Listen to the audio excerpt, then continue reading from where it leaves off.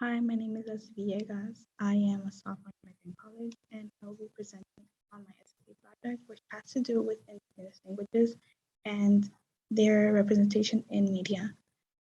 Specifically, how we can use keyboard representation to encourage people to use their languages in technology. Um, some of the questions that are driving my research are: what is the importance of language? How is language represented and recreated in digital realms? And how does technology add to the endangerment of languages?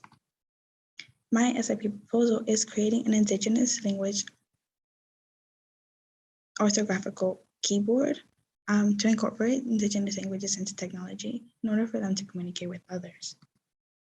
A person who I interviewed in order to further develop my SIP project was Connor Quinn, who works with language revitalization and documentation, which explained to me a lot of the issues within language revitalization and the work that goes into it, as for social and emotional boundaries and obstacles.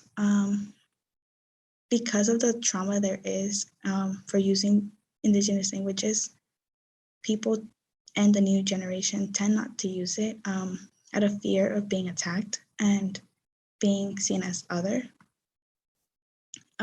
Within this, he still explained to me the need for representation in different areas of society, for example, technology, and how using programs like ukulele in order to create your own keyboard help give a step further for us to be able to give them a space in technology.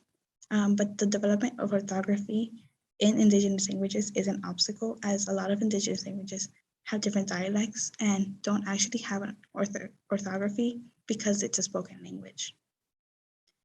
So this made me think about how I would have people at Connecticut College interact with my project. But then I realized that there are organizations out there that specifically work with indigenous communities, and I can reflect on what they think about this project and how successful it is in the terms of like its benefits and usefulness for this community.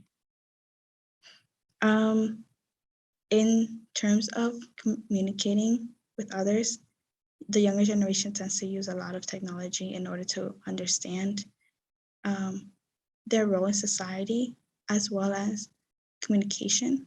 And so there's a need for their language to be reflected in technology in order to encourage them to learn it and use it outside of home.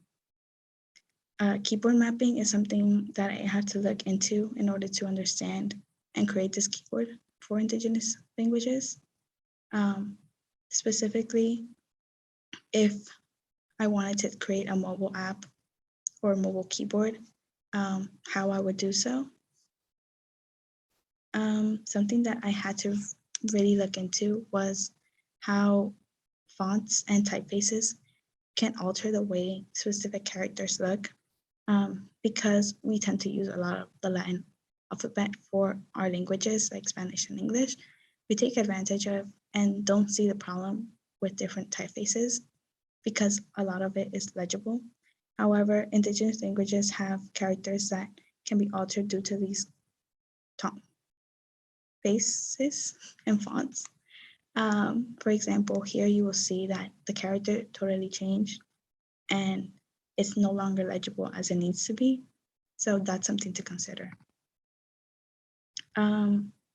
Within my research, I started to understand further the benefit that this project is doing to other communities. And in the Zapotec community in Oaxaca, a language that's also spoken, they're using Twitter to communicate with one another in their language and take up space in the internet. And I think that's very important because a lot of technology companies don't really see a point in developing tools to change the power imbalances there is between languages and the dominant languages versus indigenous languages, because not many use them. So this is a step towards a change. Someone that I really think has been emphasizing the need for indigenous artists and technologists and technology in general has been Amelia Winger Beerskin, and in her podcast, she discussed a lot of ways that Indigenous artists and technologists approach technology projects through an ethical lens and start to consider the voice that they want in technology by pitching ideas that will support their community. And because people see Indigenous people as stuck in a specific time, they don't really see technology to be useful for that community. But in reality, there are still people and still can use these tools to benefit um, their language reclamation.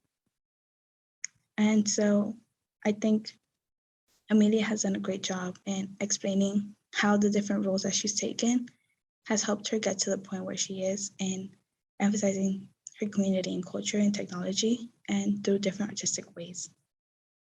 So some steps I want to take further to develop my project is interviewing people with similar projects as mine to see how they've been able to get around obstacles such as orthography and the development of orthography, as well as figuring out what community I could test on my keyboard in order to see the success of it and its usefulness.